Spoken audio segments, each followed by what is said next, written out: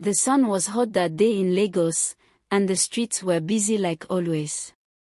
Amaka, a poor girl who lived under the bridge in Ikeja, was walking around, looking for something to eat.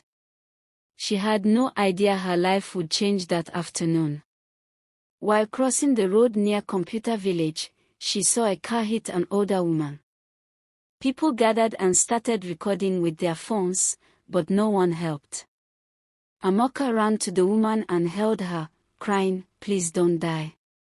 The woman was bleeding, but she squeezed Amaka's hand tightly. Amaka begged the bike rider to help call an ambulance. No one knew that the woman was the mother of a rich billionaire who lived in Banana Island. That day, it was not money that saved the woman, it was a homeless girl with a kind heart. When they got to the hospital, doctors rushed the woman into the emergency room. Amaka sat outside alone, hungry and tired, but she didn't want to leave. Before they took the woman inside, she held Amaka's hand like she knew her. A nurse asked Amaka if she was the woman's daughter, and she nodded yes so they wouldn't send her away. Later, the doctors found the woman's ID card and called the number listed. In less than an hour, a well-dressed man came in with security and asked for his mother. His name was Amaka, one of the richest young men in Lagos. When he saw Amaka, he looked at her with disgust.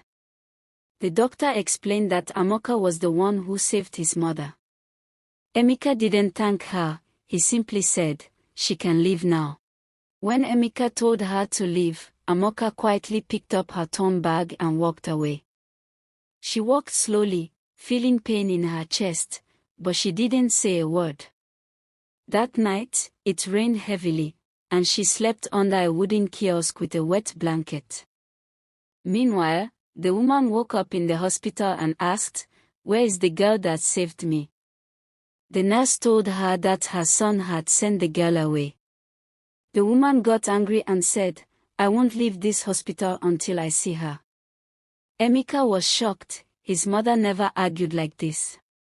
He went looking for Amaka, and after 2 days, he found her sick and weak. He took her back to the hospital immediately and paid for her treatment. From that moment, something in his heart started to change. As Amaka got better, Amaka started visiting her more often. He began to smile and talk to her like a friend.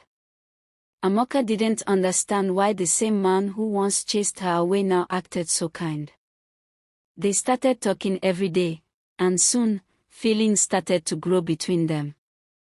Amaka's gentle nature and kind heart touched Amaka deeply. One weekend, he took her to the beach in Lekki and said he had fallen for her. Amaka laughed and asked, "You love someone like me, with nothing?" He said, "Yes. Because you saved someone without asking for anything." But trouble was coming. Amaka's ex-girlfriend, Cynthia, had heard about Amaka. She was angry and ready to destroy their new love. Cynthia made a wicked plan to ruin Amaka's name. She paid someone to lie that Amaka used to sell her body on the street. The fake story spread quickly, and even got to the internet. Amaka's mother called Amaka and asked, "Why didn't you tell us your past?" Amaka was confused and said, "I swear, I never did such things." But Amaka didn't believe her and told her to leave again. Heartbroken, Amaka left the house and cried under the same bridge she once lived. Cynthia went back to Amaka and pretended she wanted him back. But Amaka's mother didn't trust Cynthia and decided to investigate herself.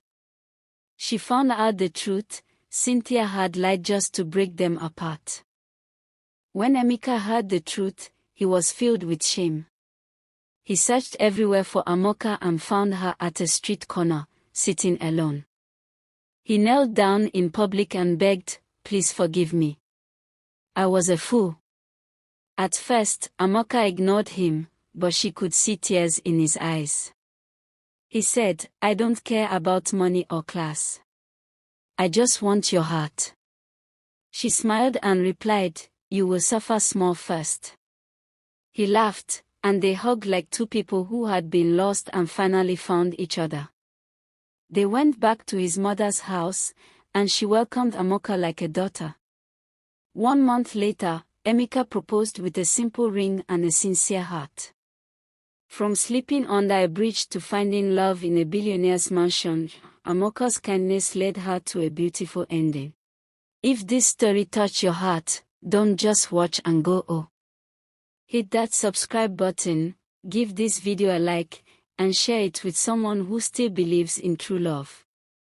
Who knows? Their own Amaka or Amaka might just be around the corner. See you in the next one.